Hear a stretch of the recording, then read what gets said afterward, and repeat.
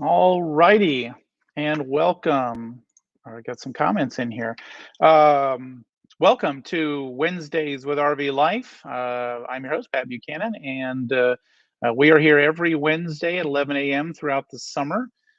You'll find us on the RV Life YouTube channel and the RV Life Facebook page. It's probably easier to subscribe to the RV Life YouTube channel. That way you'll get notified not only of any upcoming live streams, but also any product training videos that we have coming up, any new ones that we post. So vibrating the table a little bit there. Okay, what else have we got going on? I've got the little banner running here at the bottom to remind everyone to post those questions. We want to answer your questions. One of the things that I ran into this week again, and it still astounds me sometimes that we run into this, but folks have planned a trip with RV Life Trip Wizard. They get it, they've used it, they love it, they planned, it's great. And then when it comes to navigation, it's just kind of well, just I use my GPS, or I use this, or I use that, and they don't use the app and follow the route that they've created.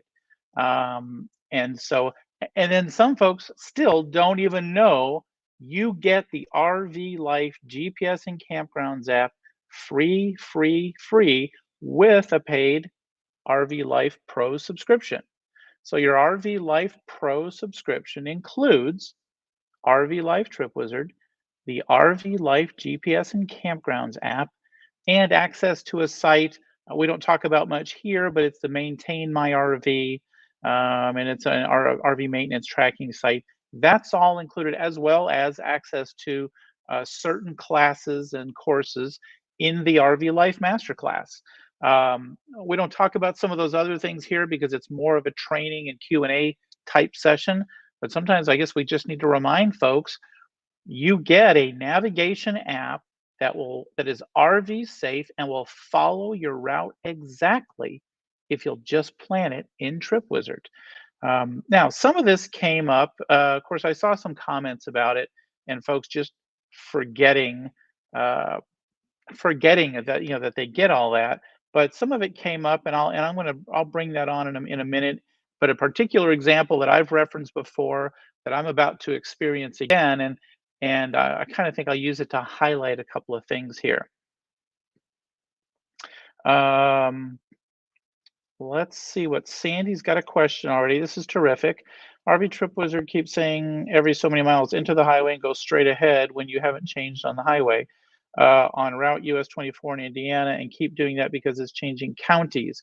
I think, Sandy, probably what a lot of that is when you know how a highway or a road will often pick up multiple road destinations.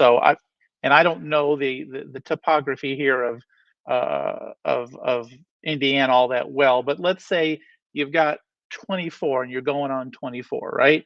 Then all of a sudden, coming up from the south, another lane kind of merges in, and maybe it's 12 or something, right? And for a little while, Highway 24 and Highway 12 are the same. And then as you keep going, 12 kind of shoots off in its own direction. So my thought here on this type of a thing is sometimes that'll happen where it sees you're getting on another road, right? And if you're not careful, that road could swing you off somewhere else. So it's trying to reiterate that yes, there's another road in play here, or there's another lane coming up or something, but just maintain your focus and stay on that lane. That's what I've experienced, or what I think might be going on there for you. Um, so I hope that answers that a little bit. Great question though. And just so folks understand, that is with the RV Life GPS app navigating and speaking to you. It's not so much Trip Wizard, the planning tool portion.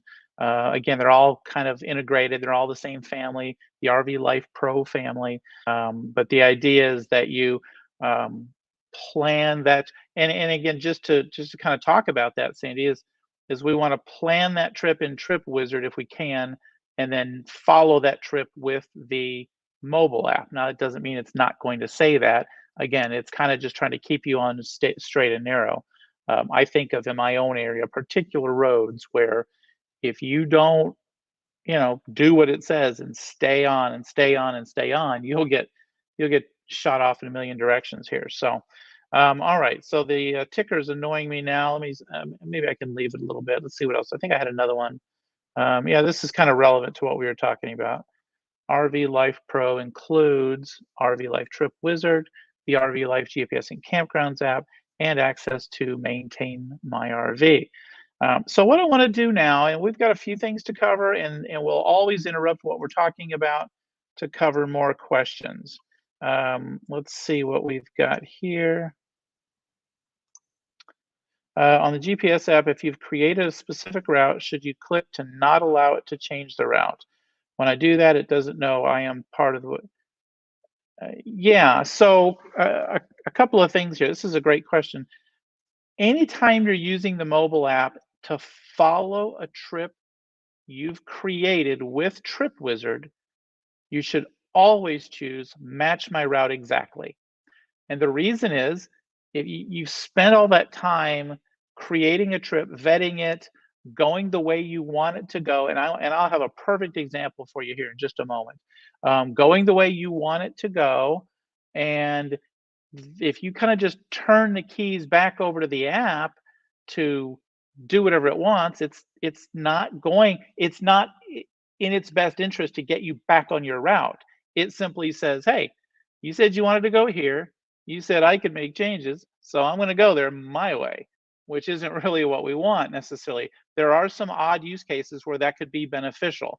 An example might be you're miles outside of a city and you hear or see of a massive slowdown. And you're like, well, if I follow my route exactly, I'm going to be sitting in traffic. So, yeah, let me restart that and allow it to make changes, which means it'll give me a couple of options and maybe I can choose a different option. So that's a decent use case for that. Um, so, well, let's jump in on that because that dovetails into what I want to talk about here with regarding a great example of that. So let me try to bounce over there real quick, and we'll come back to questions. And we're going to see if the ticker, yeah, the ticker is going to have to go. It's blocking some stuff at the bottom, and it's annoying me. Okay, what you're looking at here, and we've talked about this trip before, this little segment, but this is a really perfect example to uh, not following your navigation. I'll have folks all the time, and they say, "Oh, look, I planned a trip," and they planned it in Trip Wizard. Maybe they exported it to a spreadsheet. Maybe they just printed it out. Maybe they just printed stuff and wrote it down, and they're going to use their GPS in their car or their rig or truck or whatever, or they're going to use the GPS app on the phone, but they're just going to kind of use it when they feel like it, right? And use the GPS functionality versus matching the route they've planned. Um, and I get some of that. For example, I mean, I could drive, to Amarillo and to Albuquerque and a variety of areas here in my sleep, right? I've done it enough times. I know where it is, I know how to get there, I know where to get fuel. I don't necessarily need to plan a trip, but I always do to cross all my I's and cross all my T's and dot all my I's and P's and Q's and all that kind of junk because I don't want to leave anything to chance, particularly these days where fuel might be short or DEF might be short or campgrounds might be full, any of that stuff. Anyway, to circle back to that, what you're looking at here is a route from the Route 66 resort, RV resort by a casino. But the resort is really nice. That's my focus, is the resort to um, Goulding's Camp, what's it called? Goulding's Lodge and Campground in Monument Valley. Goulding's is really well known. It's a fairly famous. I mean, out in Monument Valley, there's not much there. Side of the scenery, of course. There's a KOA there. There's Goulding's. There may be one other. But on the surface, I look at this route here, and I think this looks fine, right? Now, before we dive too deep into that, let's explain this big exclamation mark. When we see an exclamation mark, on our route. It's always the midpoint of the route. And then we just simply look to our left for our explanation. No route available without an unpaved road. Well, before I start panicking and thinking, what happened to I-40? Did it suddenly become unpaved? Or did the 491 or the 64, are these unpaved roads?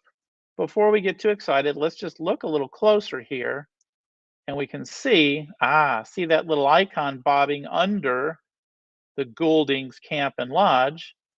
And we can see that, sure enough, as we get to the last little stretch, turning right into Goulding's, it's a dirt road. Okay, you're going to see this all the time with campgrounds. The important thing here is to vet this out and know that it's okay.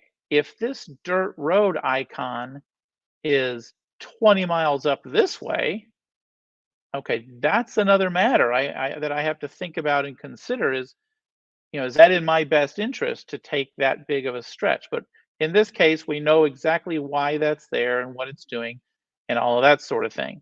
Now, I've been having been there before, I know exactly that this little last stretch is that little bit of a dirt road. Now, let's have a little fun here. So we've talked about this route before. Now, if you do the math from this point right here where my mouse is, or you could just make it easy and say Tiknos post, whatever this is, to go this way down or to go up the 191 and down the 163 through Mexican Hat, they are almost the same exact distance, but this one is slightly shorter. So what is every GPS and every route planning going to do? It's going to go the shorter route, right? Because that's what we want to do. Now, in this case, we know we don't want to go that way. Why don't we want to go that way? Because if you've ever seen Forrest Gump and you've seen that iconic view, in fact, you can look it up now.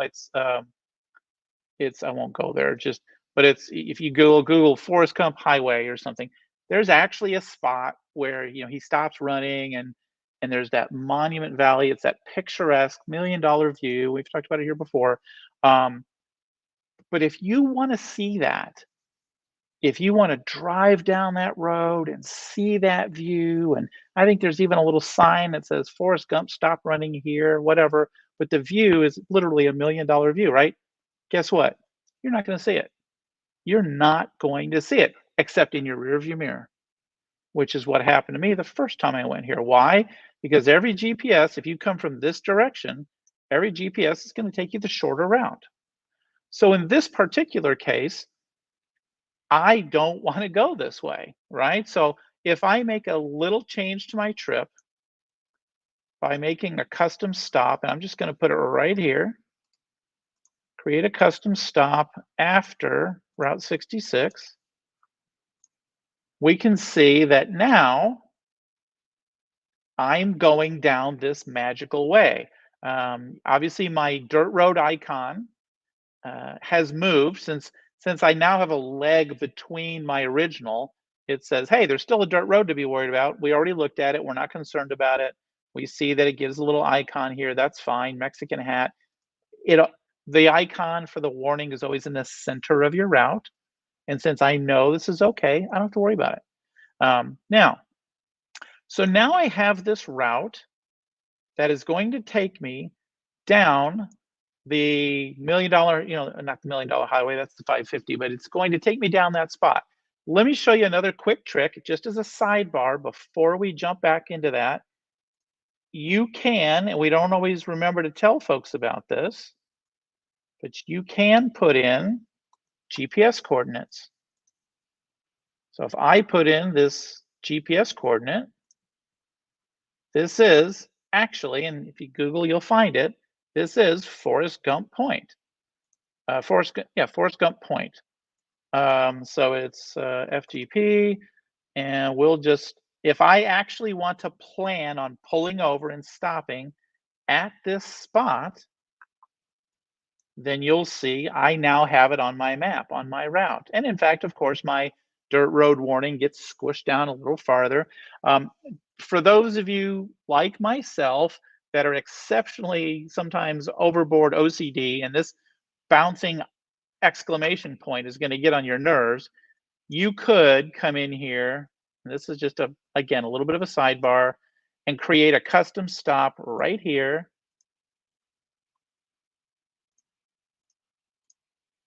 And now that little bitty segment is where my exclamation point is hiding. That's just the reason I'm showing you that is because sometimes we say, well, I'll just turn off dirt roads. Well, don't do that. You know, unpaved roads is a feature we put in there, and you don't want to just turn it off blindly in case you might really need it. And I've been to a point where I really needed it and failed to use it. So anyway, so we've done that. So now using the GPS coordinates, I'm able to plot this point called Forrest Gump Point. And now, why am I telling you all that? Well, first of all, we just learned three things, right? But if I do all this great planning, right, and I say, all right, honey, let's get in the car, let's grab the kids, we're gonna see Forrest Gump Point, we're gonna do all this. I leave Route 66, and I either and I don't match my route exactly, or even worse, I just drive till I think I need help. Then I put in Gouldings and hit go. Guess which way it's going to take me? It's going to go the wrong way. It's the right way mathematically, but it's the wrong way for my route. And that's what allow changes will do, or that's what the ad hoc navigation will do. You're essentially just going whatever way it says, and it's not the way I want to go. So the emphasis on this is use Trip Wizard, even if it's just a short trip, to vet it out. We've done this for weeks and weeks and weeks now. We've done satellite view and street view, and we've vetted out our trip, and we've learned some techniques. But create the trip in Trip Wizard, and then navigate it with the app we give you for free. Now, while I'm in here, I'm going to go to questions in a moment. While I'm in here, you can see why do these custom stops have a letter, and can that be changed? Okay, if we look at the first stop with the B, this is Bluff, Utah. Guess what starts with a B? Bluff, right? Very often you might see one that says near Bluff, Utah, but it still assumes the B. It kind of throws out the near, right, as a descriptive and obvious. So why does Forrest Gump Point or FGP have an F? Because the F is the first character, just like B was the first character in Bluff. If we look at the Monument Valley, of course, Monument Valley, the M for Monument Valley is the first character. Now, can I change those? Yes, there's not a ton of variety, right? If I go to this Bluff, go to more details. Oh, oops, I just come over here. Go to Bluff. I go down here. I can scroll custom map icons. And now I get a few more, right? There's not a huge selection here. I think it'd be fun to have, I don't know, a variety. The problem is that's a lot of data to manage, and it's a million other little icons, and then you can't see them because they're small. But if I wanted to change this, somebody said, look, I want my custom stops to be numbered instead. So I can make this a 1 and save it. I could make Forrest Gump Point, I keep going there, a 2. And this final one, I could decide, all right, I don't need to be that OCD right now, and just delete it. And obviously my warning moves up here, but that's fine. We understand it. I could have made it a 3, whatever.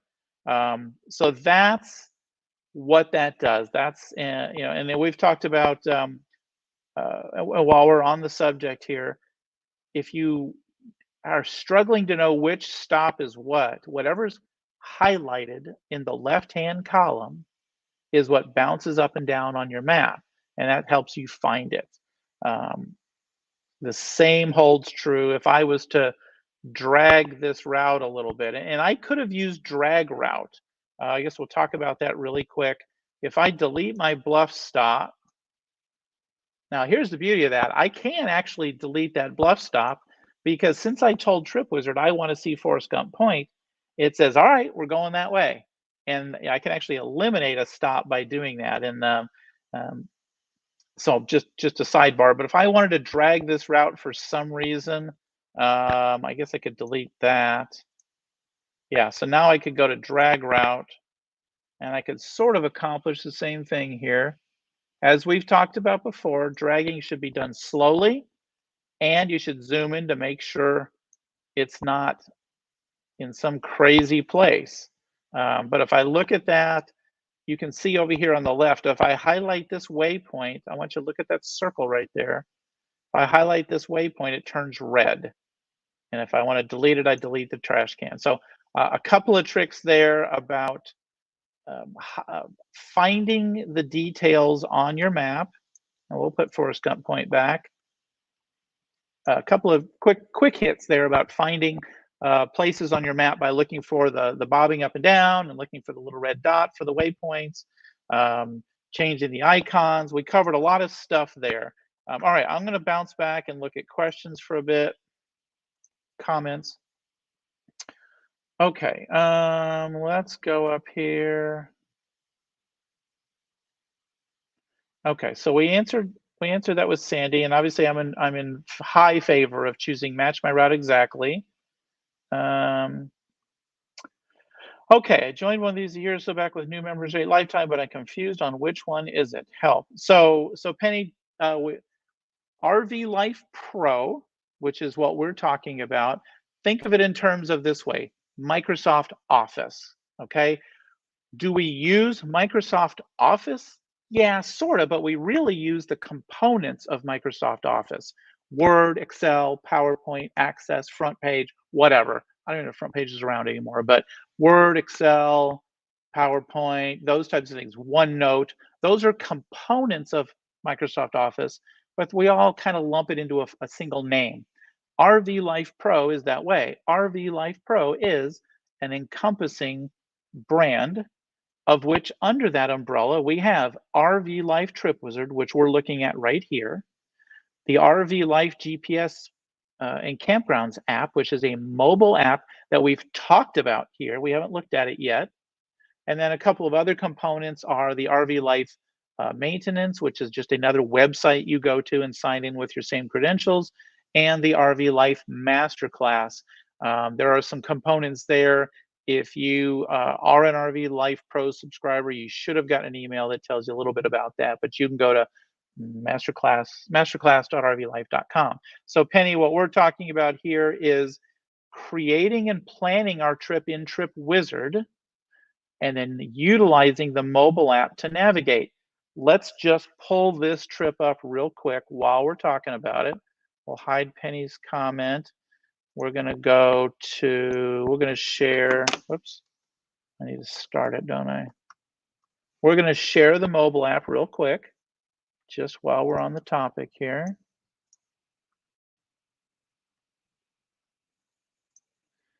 And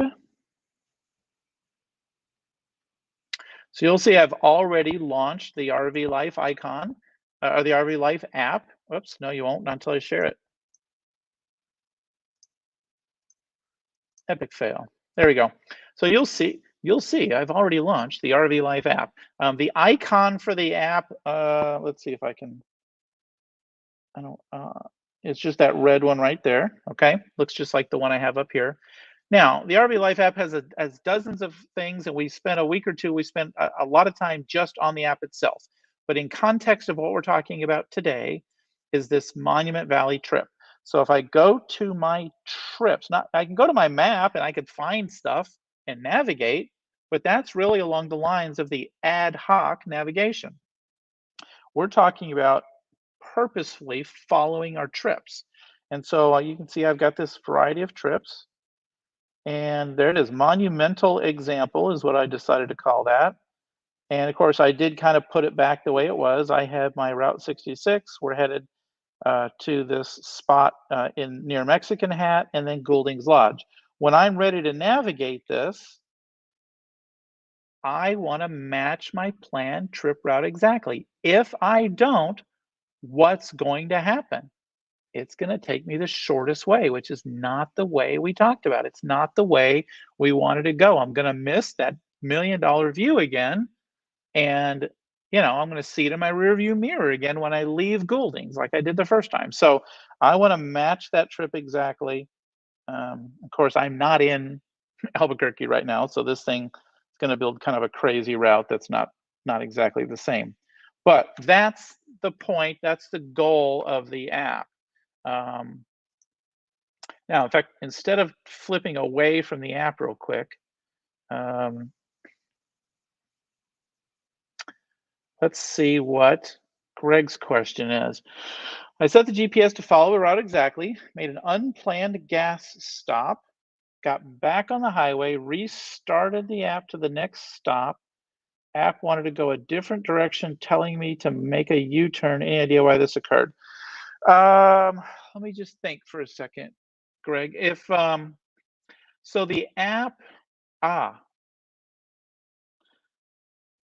well, I'd have to, I think the language that gets me here is, let's see, got back on the highway, restarted the app to the next stop.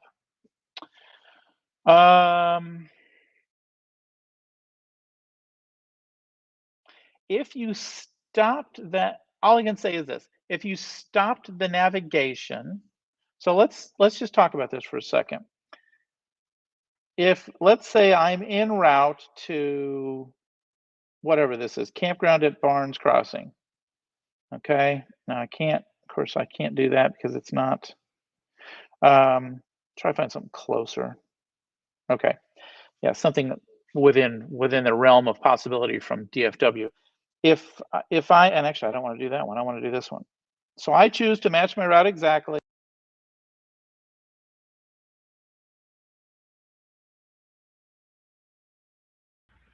All right, we've got one report of the sound being good, so we're going to go with it.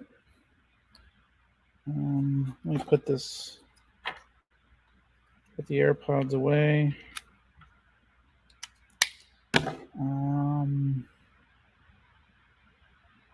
No echo. Okay. Check 1, 2. I think I'm falling for this. Check 1, 2.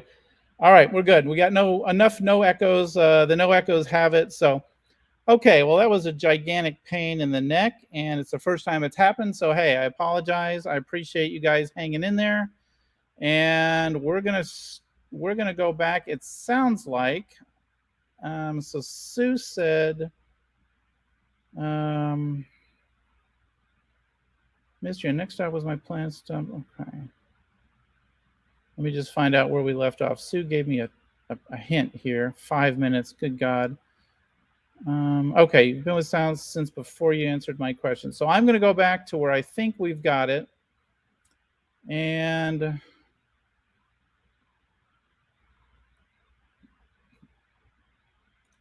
so right about here.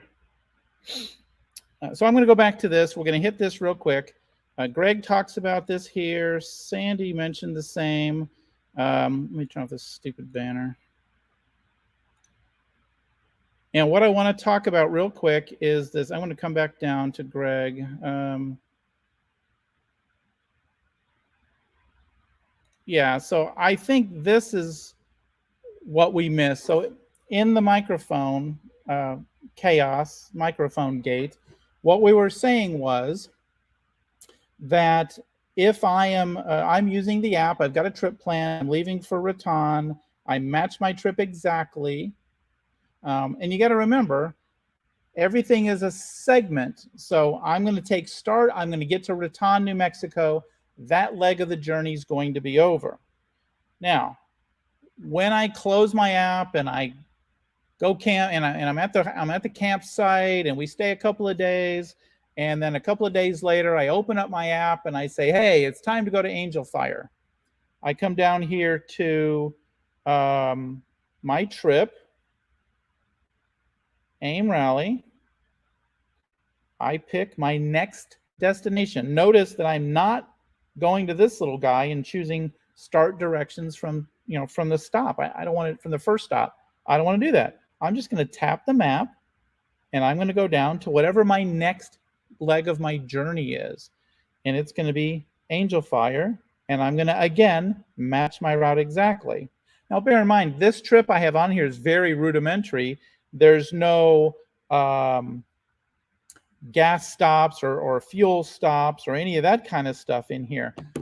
If I've got gas stops and fuel stops and things in there, I can increment. I still going to match my route exactly. In other words, I want to go that way. As we did with the Monument Valley example, I don't want to just miss the $1 million view because I didn't match my route exactly, which I purposely chose and routed. And if I've got fuel stops, I use it all the time, the rest area example, right? So I've got my trip, every little stop, my campground, my rest area, my fuel stop, my next rest area, my grocery stop, whatever. If I decide I'm just going to bail on the rest area because the wife's asleep, the dogs are asleep, kids are asleep, whatever it is, you're like, yeah, I don't feel like I need to stop. I'm going to bail on this rest area and go on to the fuel station. Well, if you just blow by that rest area, the GPS is going to do what? It's going to tell you, turn around, get back to that rest area. I need to stop the navigation and tap the next part of my journey. So I'm hoping that that covers some of those questions.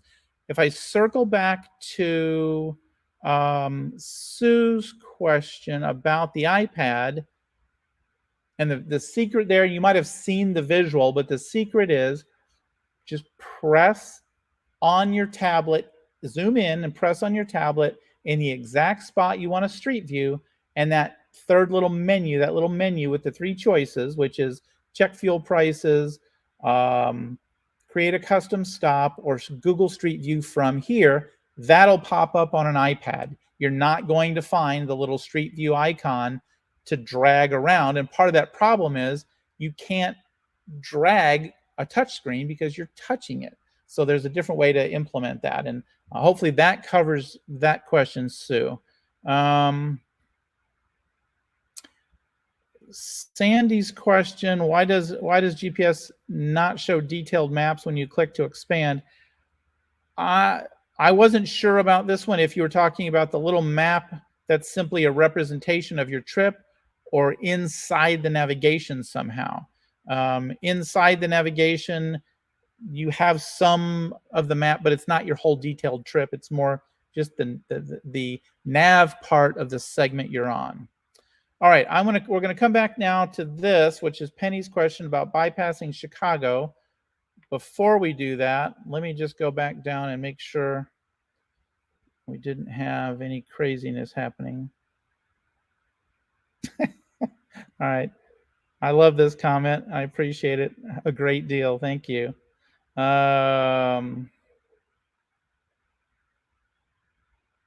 And so the short answer to that, Greg, is probably, yeah, you really need to tell it again each time.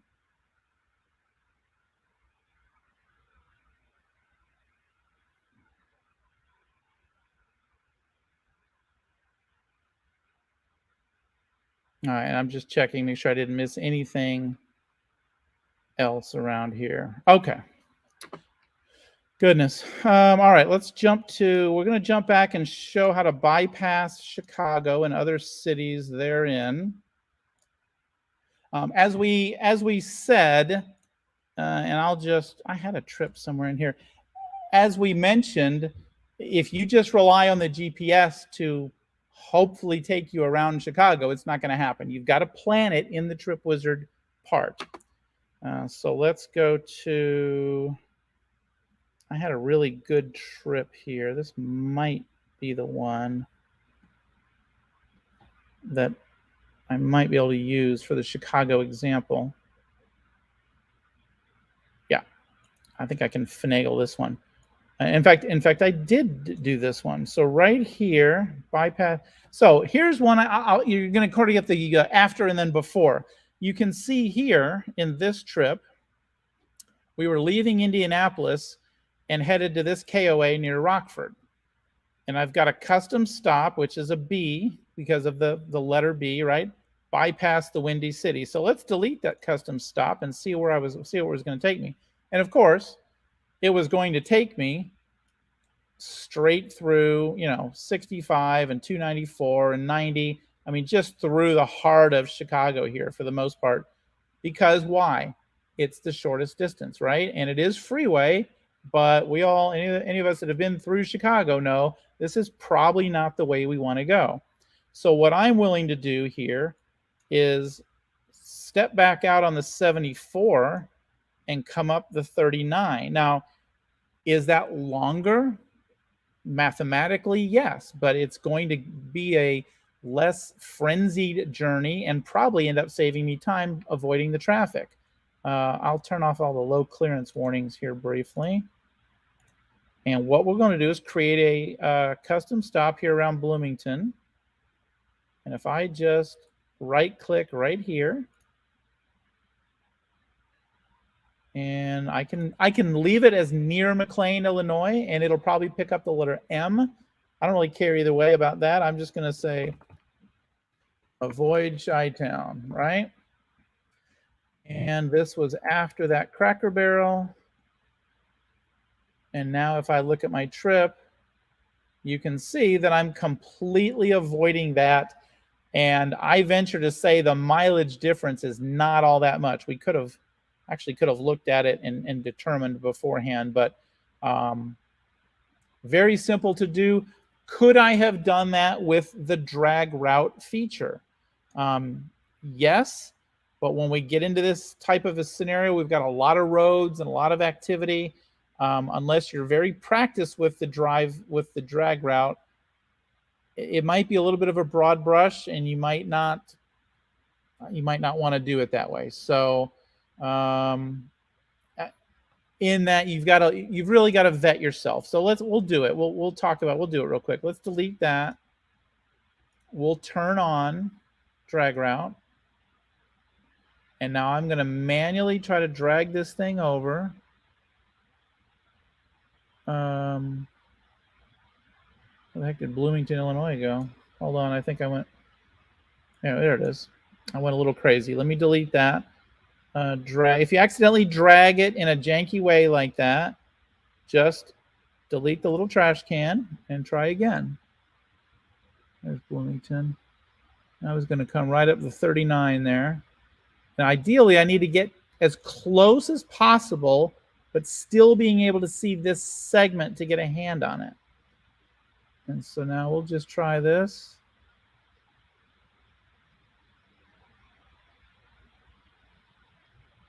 Now, as best as we can tell, this looks fine.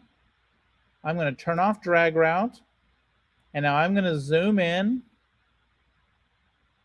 And looks like I was pretty successful there. It doesn't, you always want to zoom in and make sure you didn't get some kind of weird janky thing in there in your back of somebody's backyard, because it can happen if you're not really extraordinarily careful with dragging. So there's two ways to do that. They both work. One is more mistake-free than the other. That's about it, right? All right, let's not only see if there's questions, but let's see if my audio is on. All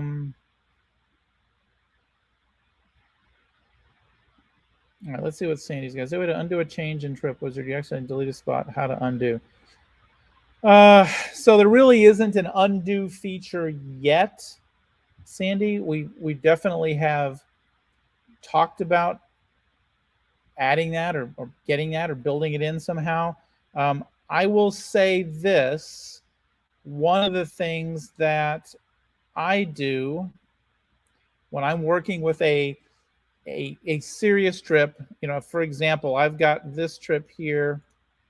Well, this bucket list trip would be a great example. Let's say this was my trip and it was a real trip and it was all good to go, but I wanted to start monkeying around with it like I did today. I might make a copy of this trip as a backup. And what I would do is I would go to my wrench icon. I would choose copy trip. And it says bucket list trip, copy. And then instead of leaving it active, I would change it to tentative, save it. I'll go right back and open the original. And then I could start doing my stuff knowing I've got a bucket list trip copy tucked away in the tentative area just in case I have a problem. It's just a nice safeguard. If we get an undo feature in there, that'll be great. But until we do, that's what I do. Just if I'm uncertain about what I'm doing, or I feel like I want to start messing with it, but I don't want to risk hurting anything, I'll do that.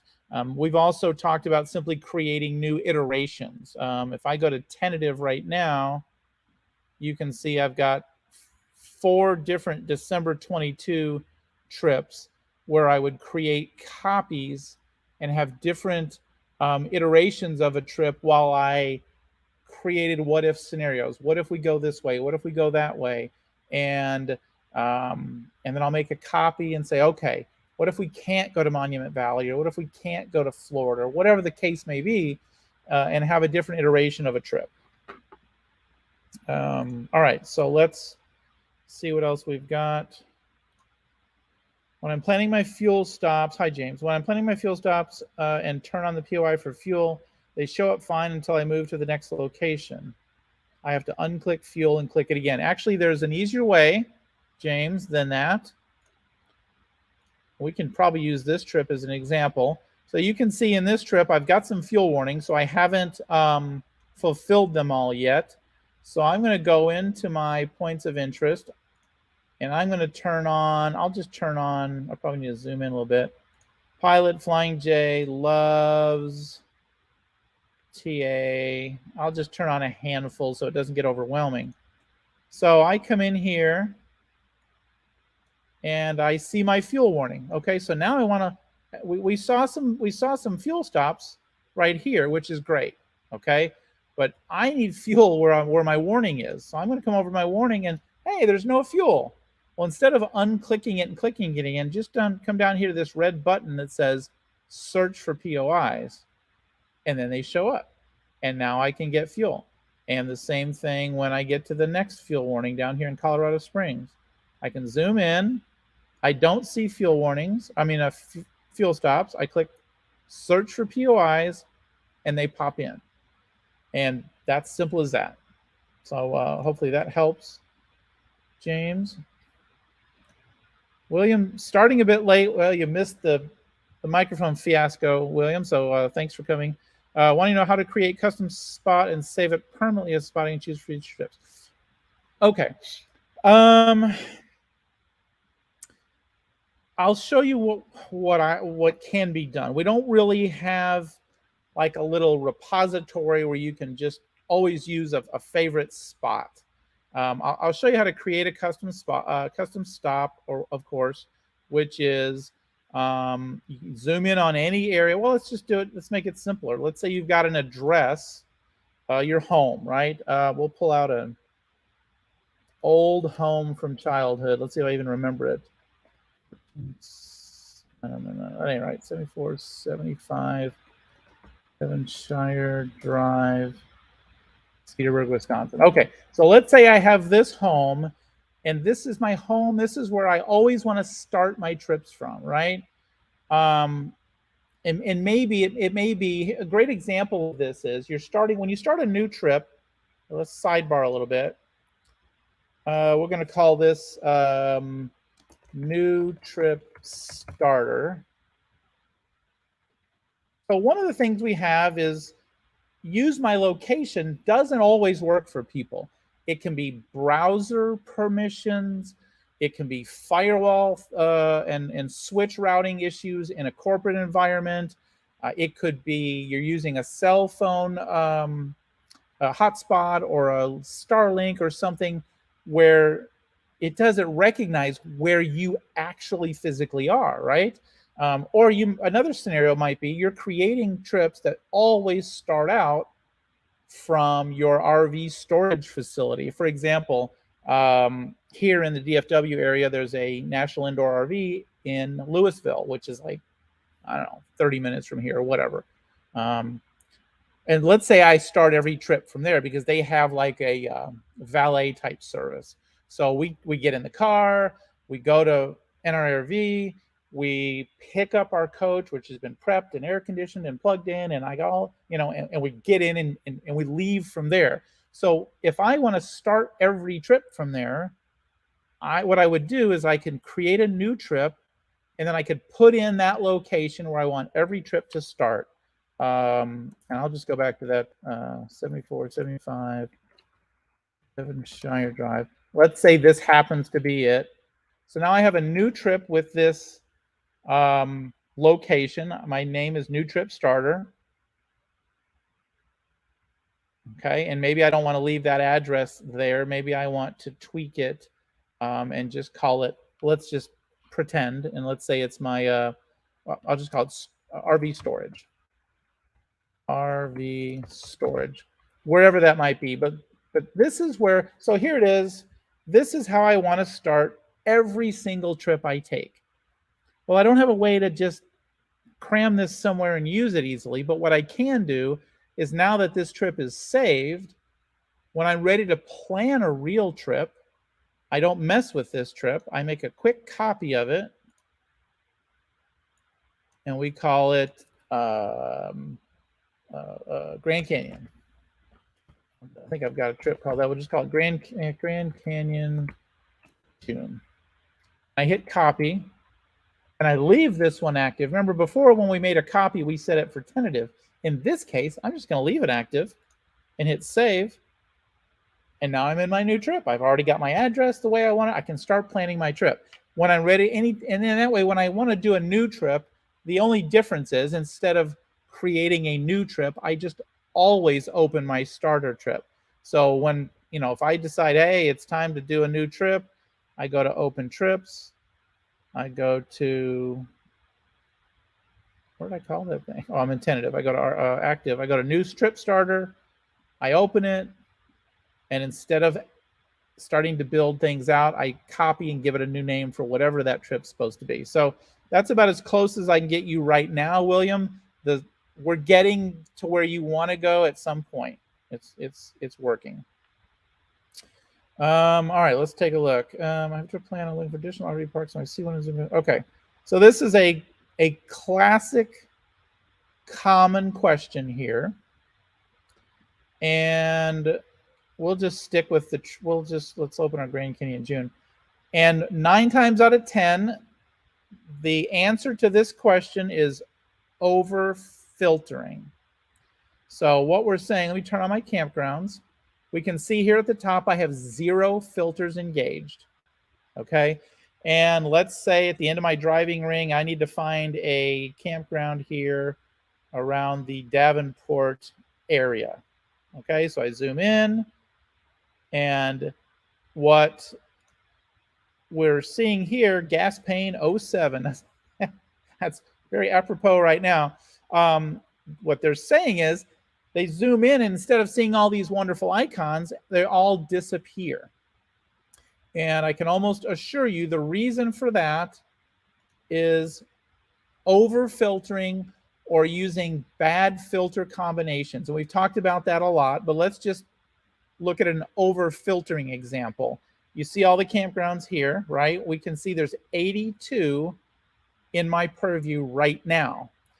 So let's just filter a little bit, right? Of course, park rating, it's got to be 4 stars. It's got to have pull-through, big rig, pets.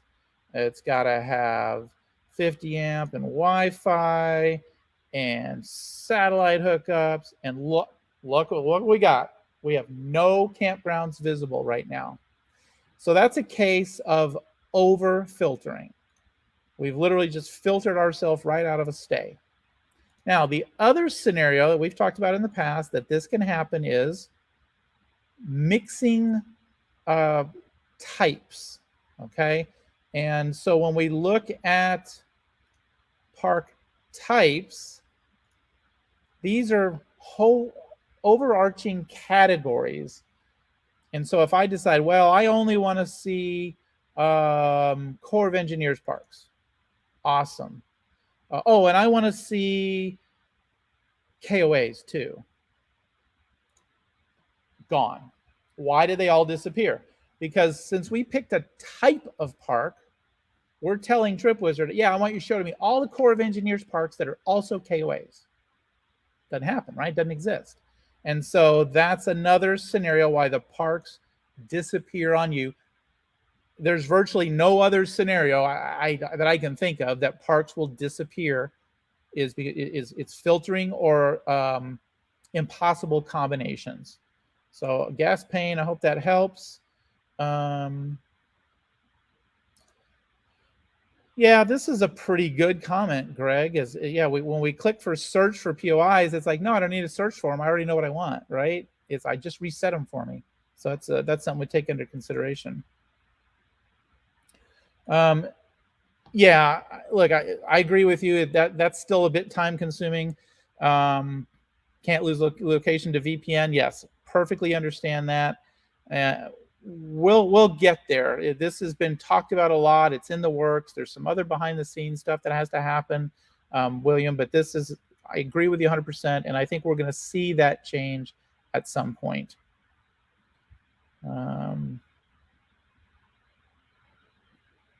Yeah, and hopefully that'll help a little bit. The starter templates. If the starter template's just less mentally draining, maybe, it's still a lot of clicks, but I think there's less thought behind it. So I don't know. We'll see how it goes for you, but hopefully that'll help. I think we've covered all the questions. We've survived AudioGate. I'd love to see what else you've got. I'm just going through the questions. Make sure I didn't miss anything. So yeah, is the trip? Yes, the default for new trips is active status.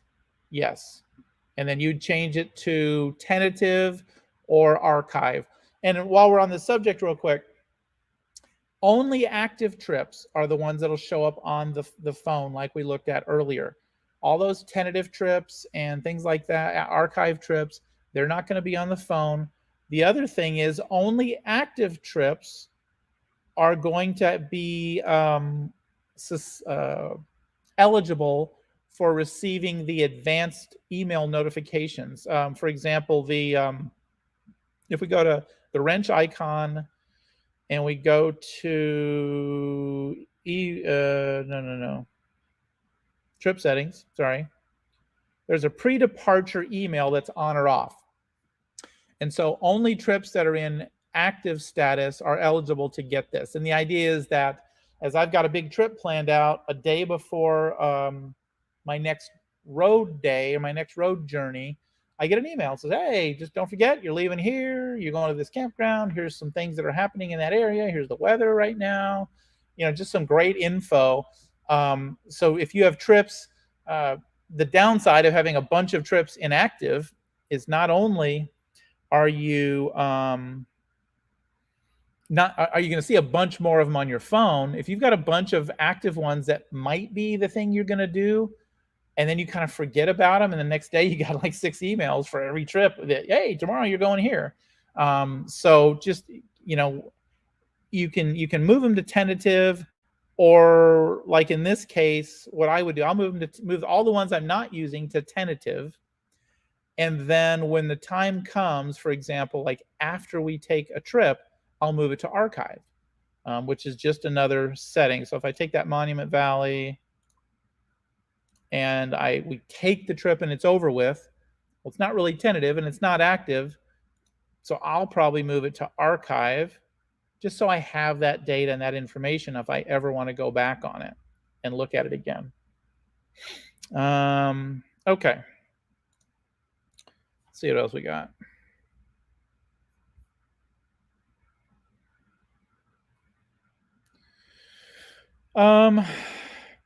This is a good question, Greg. I can tell you this.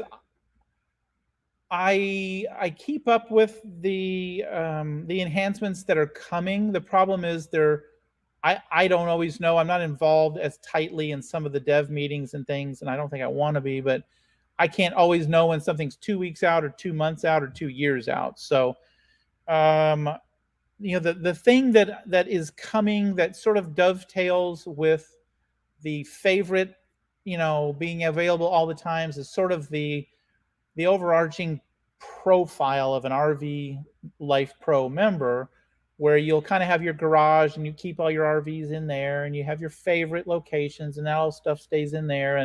And then as you use the maintenance tool, we are redoing the RV Life maintenance tool, and as you use the different tools, they only have to kind of call back to one repository for that information. It should, you don't have to tell 3 different programs your RV dimensions and your RV specs and all that kind of stuff. And that's just a typical common centralization that we see with all types of software. Amazon does it, centralizing the stuff so you don't have to add it to everything. Imagine if, right now, like with Amazon, for example, I sign in to the mobile app, and it goes to my account. It knows all my preferences, all my automatic shipping, all the stuff I've ordered, blah, blah, blah. If I had to put all that in or keep track of it somehow separately in the app, then on the web, it would be a pain in the neck. So that's where we're going in a very vague sense. I don't know of any killer things that are coming out, right this moment. Certainly in the summer, we try not to do anything super dramatic. Good info. We try not to do anything overly dramatic and heavy in the middle of the busy travel season. Little enhancements and some things are great, but anything major, we try not to do that in the middle of the planning season. Okay.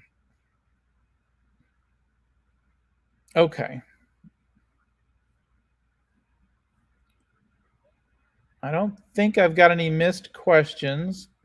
Thanks for enduring the 5 minutes of silence, which was, was really intentional in honor of,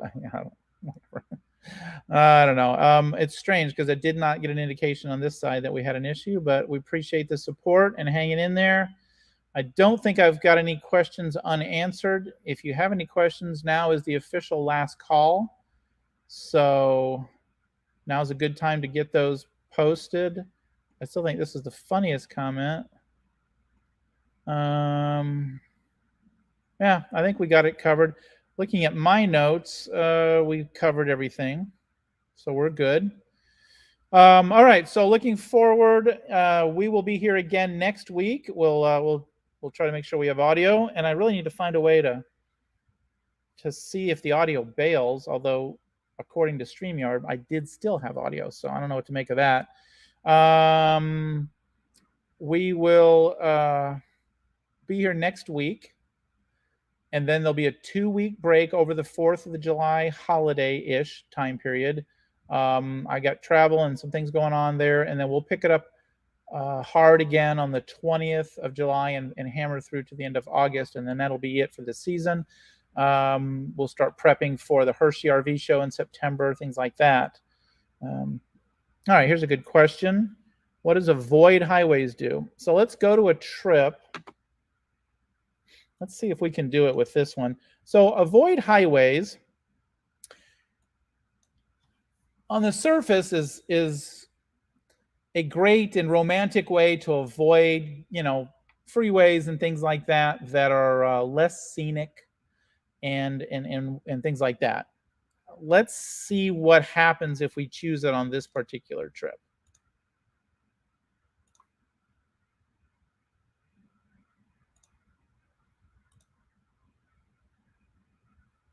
Okay, so what we're getting here, this is a really strong example.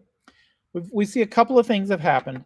Previously we were going down I-40, which is a obviously major interstate, and then up Highway 491 and across. To avoid this at all costs, it took us up this way. Now, why is it yellow and angry and flashing here?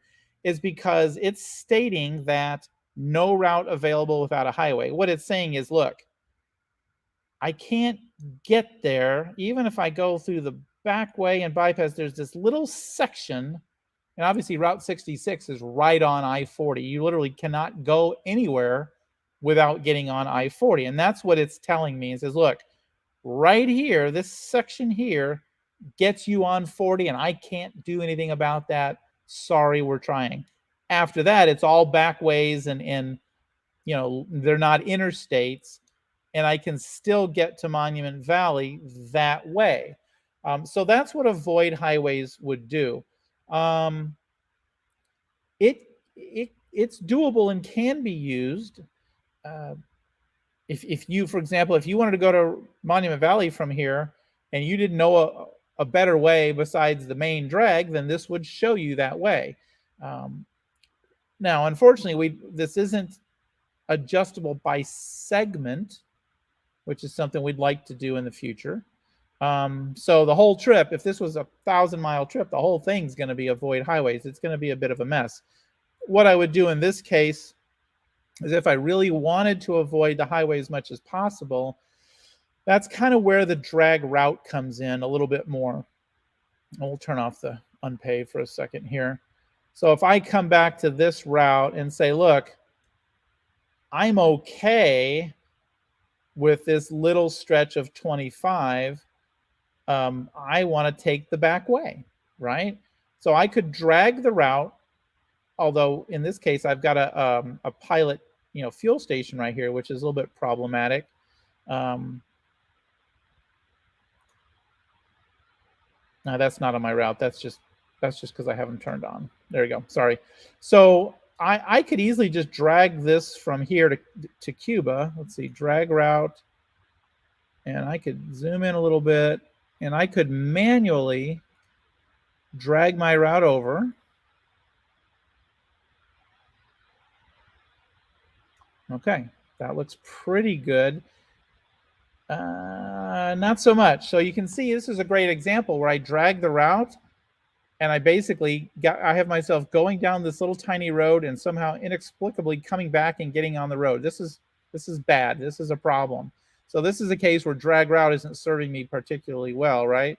So I'm going to delete that, and instead I'll just create a little custom stop here.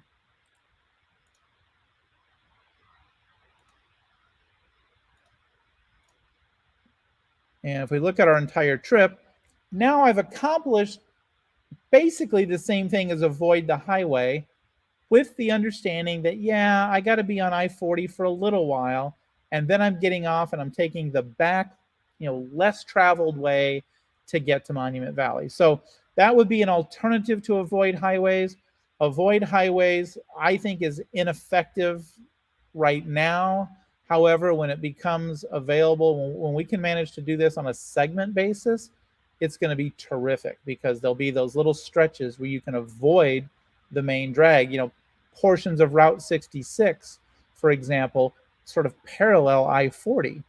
And if I could, during a particular segment, just say, hey, avoid highways in this area, I could be a lot more on old Route 66. So that'll be really handy. Right now, it's a little bit of a sledgehammer for a, small job. So, but that's a way around that.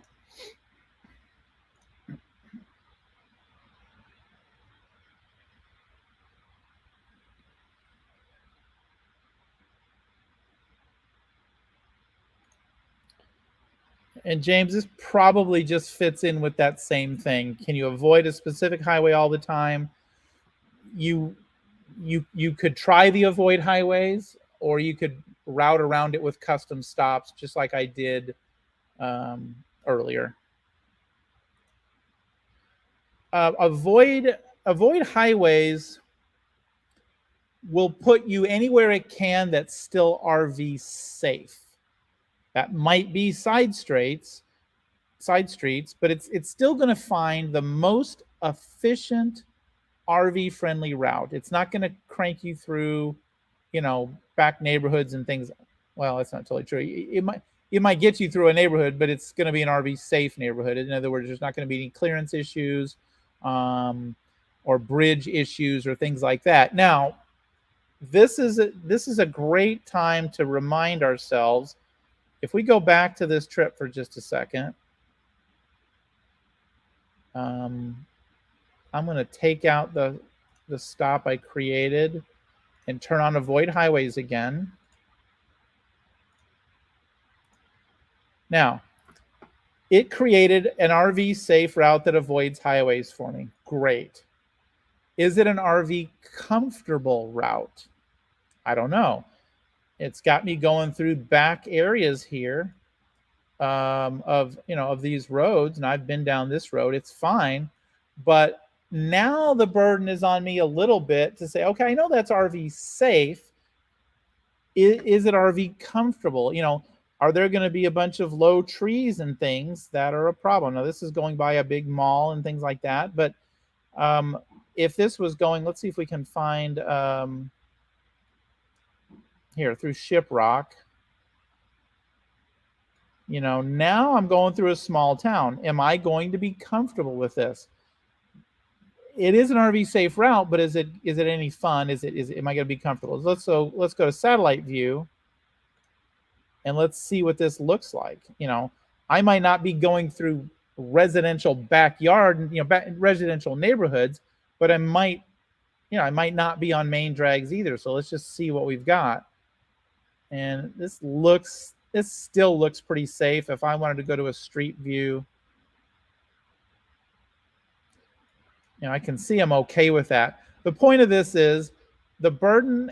If you're going to choose a route like an avoid highways or something like that, the burden is on you to vet it more, not to make sure it's RV safe, because it will be, but to make sure you're still comfortable with that route. Some folks love going through all these little small towns. I'm not one of those people. This little counselor here, now you also have to look, this is the 550, so it's still a highway. It's just not an interstate, but it's still a fine road. This route, I can tell you from experience, this route isn't going to be a problem, but you do owe it to yourself to vet this a little more carefully when you make these choices.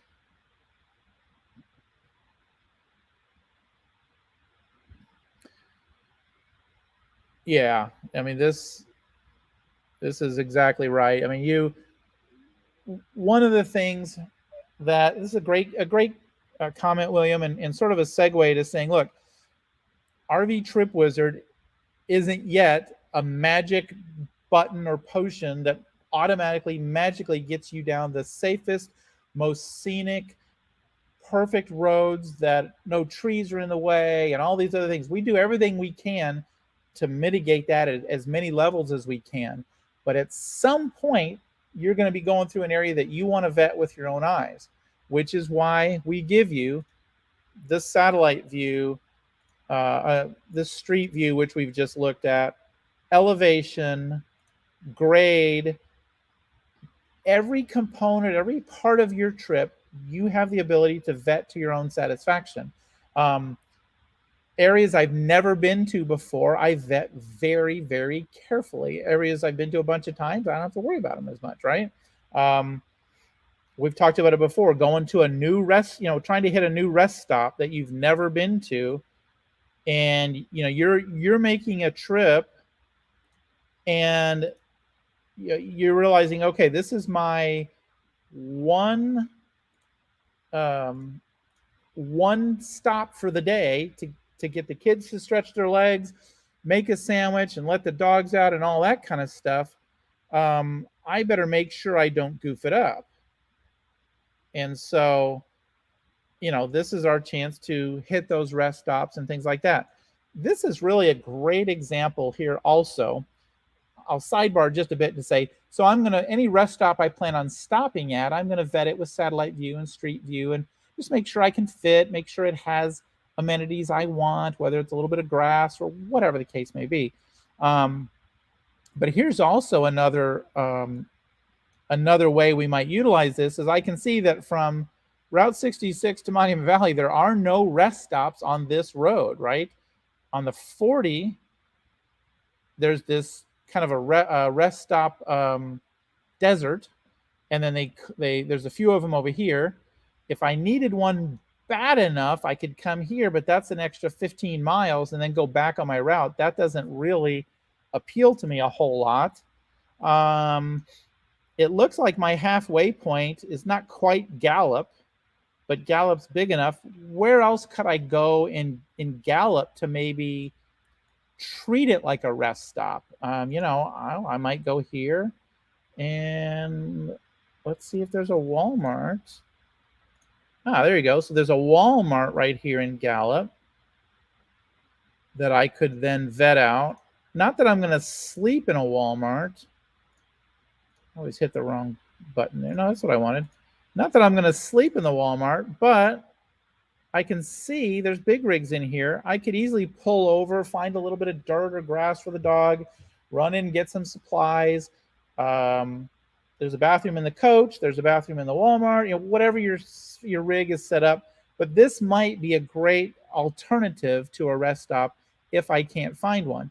But again, this comes with vetting territory you've never been in before.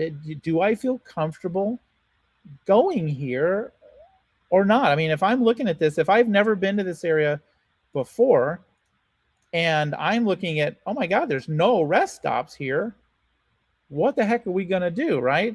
I might have to look and see, is there a public park? Is there a dog park in this area I could go to? Or is there just, I don't know why I keep switching back and forth. Is there just a place I could pull over? Here's a big parking lot of some kind. Looks like a shopping center. Maybe I just pull in here, scooch over to the edge where this dirt is, and nobody complains if we, schlep the dogs out for a few minutes. Shiprock City Market. So maybe I add this to my stop, right here in this parking lot.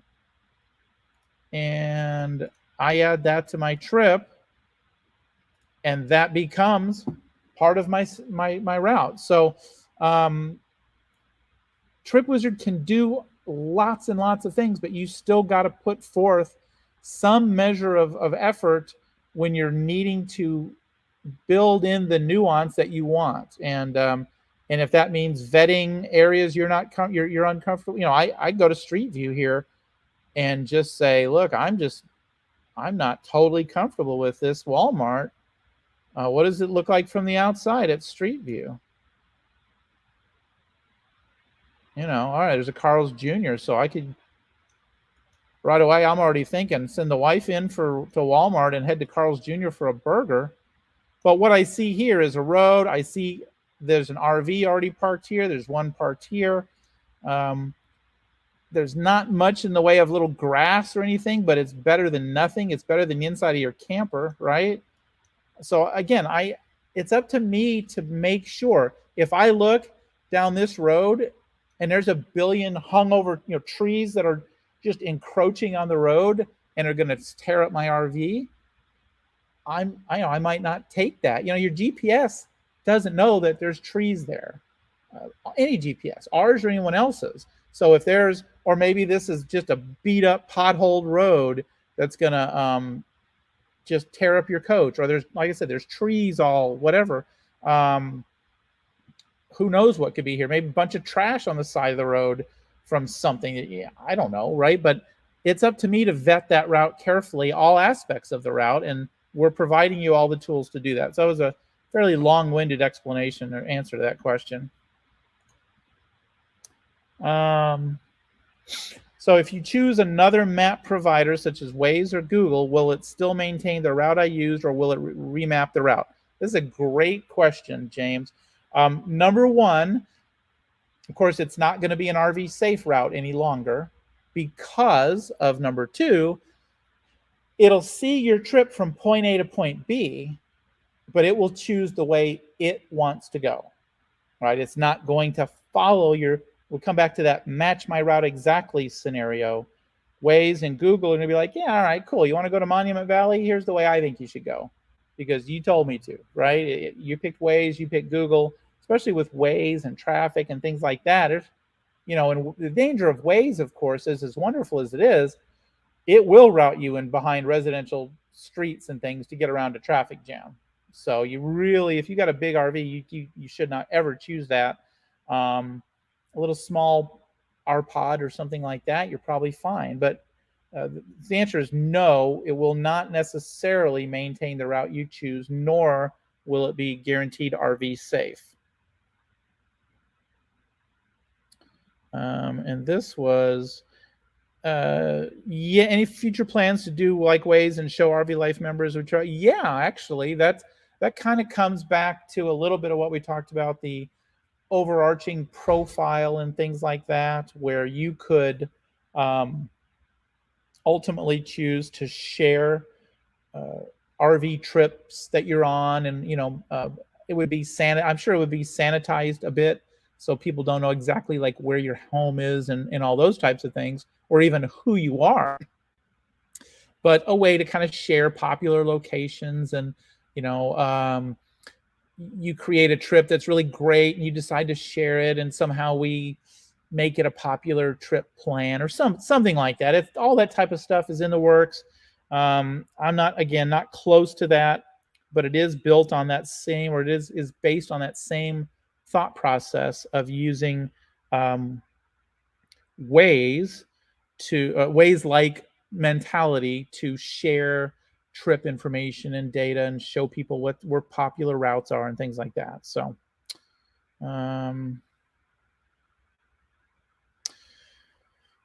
Steven's great question. When will RV Life work with Android Auto? Soon. It's moved up on the radar quite a bit. There have been some other hurdles to get over. It will happen. It's closer. I don't know that we'll see it by the end of the year. My hope is that if we don't see it, by fall, that over the winter season, maybe they can really cram and get it going. It's coming and it's closer, and it's definitely on our radar. Obviously, the problem is with Android OS, you've got a zillion flavors of Android OS and a zillion types of devices that they're on. So the process to getting it all working properly on every device is just simply much harder than Apple, where it's a much more small subset of variables. But it's, obviously we want it to work, and we'll get there. So good question, Steve.